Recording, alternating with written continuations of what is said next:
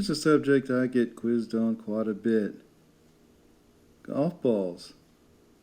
I can't tell the difference. The size. They're all the same, aren't they? According to the USGA, yeah, they are. Believe it or not, this ball right here, the lovely Top Flight, and this ball right here, the Chrome Soft, with the soccer ball design is what people like to say, and this ball right here, a TaylorMade TP5, very high performance golf ball, are all the same. Why is that? Well, because they are guidelines to how you make a golf ball. One of them is the size. Okay, these, and I'm cheating over here because I'm looking at it. They can't be any bigger than 1.68 inches across. So, they're all the same as far as that's concerned. You actually don't want to make them smaller.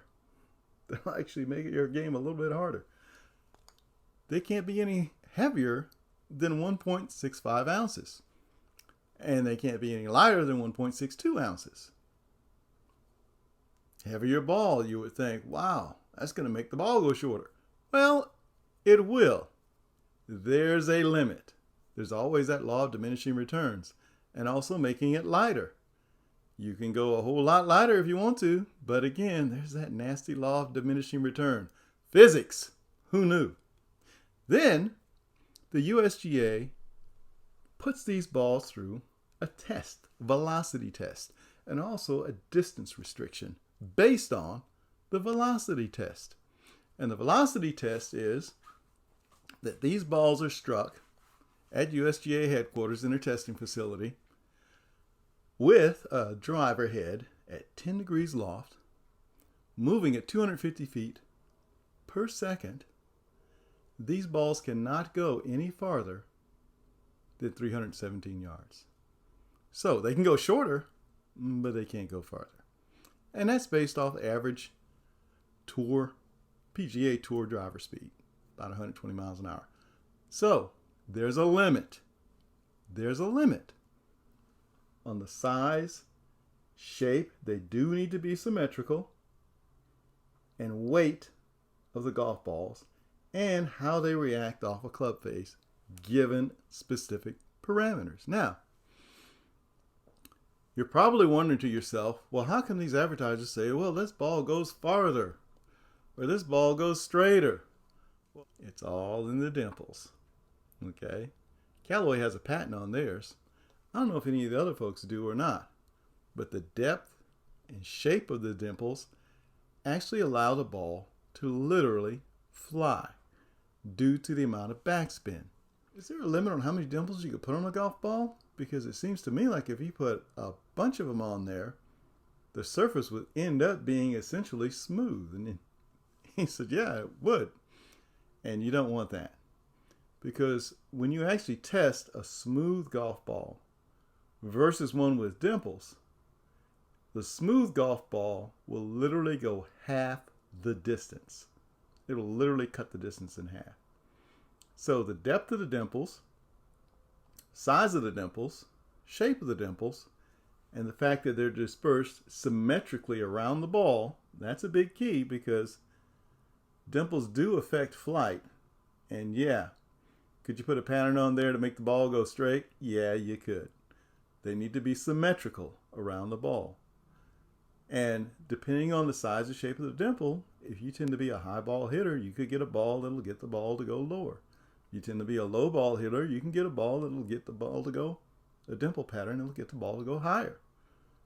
So when you go out looking for golf balls, a simple thing to do, if you're shooting high 90s to 100 and you're slicing the ball all the time, I'd look at a Top Flight or a ball that says distance on it, because they're going to spin a little bit less right to left,